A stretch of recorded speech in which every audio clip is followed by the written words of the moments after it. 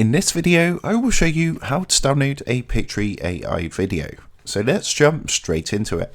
So here we are, as you can see, on Pictory.ai. Now to go ahead and download a video, what I'm going to do is come across to my projects. And what I'm going to do is just load up one of my videos so I can show you how to go ahead and download this onto your computer. So once you come across to the editor screen, which looks like this, what you want to do is make sure you're happy with your video and all the changes. What you can do is preview the video as well to make sure everything's good. And then to download this is very easy. If you look in the top right hand corner, as I say, the preview button is here as well, so you can do a quick preview. What you want to do is click the download button here, and then you want to select video. And what it's going to do is, as you can see, it says preparing your video for download. So what it does, it basically processes all the scenes and then it's going to generate the video. What you can do, you can run this in the background if you want to do other work or anything on your PC whilst this is doing by clicking the run in background button down here. As you can see, that's currently going through, so it just takes a second or two to do this. Of course, dependent on the length and size of your video.